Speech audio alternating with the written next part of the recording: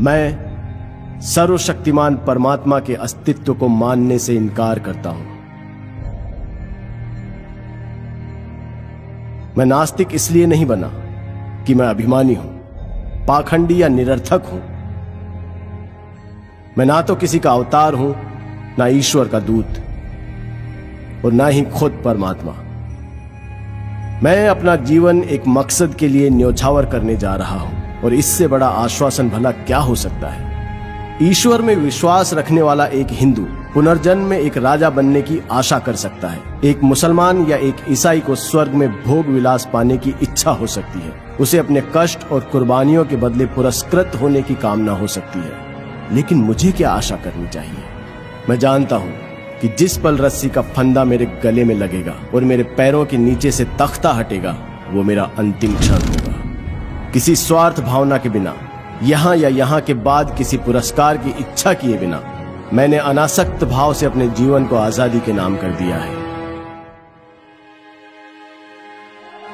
हमारे पूर्वजों को जरूर किसी सर्वशक्तिमान में आस्था रही होगी कि उस विश्वास के सच या उस परमात्मा के अस्तित्व को जो भी चुनौती देता है, उसे काफिर या पाखंडी कहा जाता है।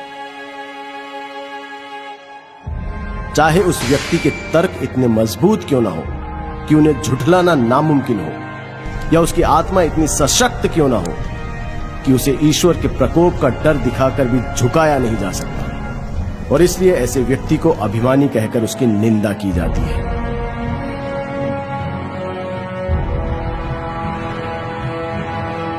मैं घमंड की वजह से नास्तिक नहीं बना।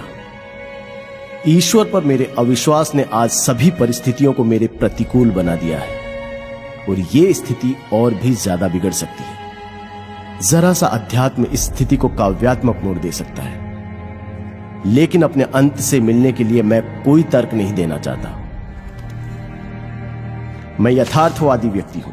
अपने व्यवहार पर मैं सिर्फ तर्कशील होकर विजय पाना चाहता हूं। भले ही मैं हमेशा इन कोशिशों में कामयाब नहीं रहा हूं, लेकिन यह मनुष्य का कर्तव्य है कि वो कोशिश करता रहे, क्योंकि सफलता तो संयोग और हालात पर ही निर्भर करती है। आगे बढ़ते रहने वाले प्रत्येक व्यक्ति के लिए जरूरी है कि वो पुरानी आस्था के सभी सिद्धांतों में दोष ढूंढे। उसे एक एक कर पुरानी मान्यताओं को चुनौती देनी चाहिए।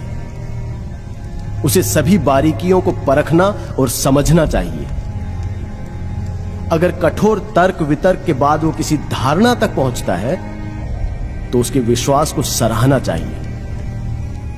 उसके तर्कों को गलत या झूठा भी समझा जा सकता है, पर संभव है कि उसे सही ठहराया जाएगा, क्योंकि तर्क ही जीवन का मार्गदर्शक है। लेकिन विश्वास, बल्कि मुझे कहना चाहिए कि अंधविश्वास बहुत घातक है।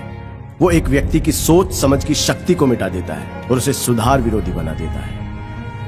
जो भी व्यक्ति खुद को यथार्थवादी कहने का दावा करता है, उसे पुरानी मान्यताओं के सच को चुनौती देनी होगी, और यदि आस्था तर्क के प्रहार को सहन न कर पाए तो वो बिखर जाती है। यहां अंग्रेजों का शासन इसलिए नहीं है क्योंकि ईश्वर ऐसा चाहता है, बल्कि इसलिए है क्योंकि उनके पास ताकत है और हम में उसका विरोध करने का साहस नहीं है। अंग्रेज ईश्वर की मदद से हमें काबू में नहीं रख रहे हैं, बल्कि वो बंदूकों, गोलियों, पुलिस और सेना के सहारे ऐसा कर रहे हैं, और सबसे ज्यादा हमारी बेपरवाही की वजह से। मेरे एक दोस्त ने मुझसे प्रार्थना करने को कहा। जब मैंने उससे अपने नास्तिक होने की बात कही, तो उसने कहा, जब तुम्हारे आखिरी दिन नजदीक आएंगे तब तुम यकीन करने लगोगे। मैंने कहा, नहीं मेरे प्यारे मित्र, ऐसा कभी नहीं होगा। मैं इसे अपने लिए अपमानजनक और नैतिक पतन की वजह समझता हूं। ऐसी स्वार्थी वजहों से मैं कभी प्रार्थना नहीं करूंगा।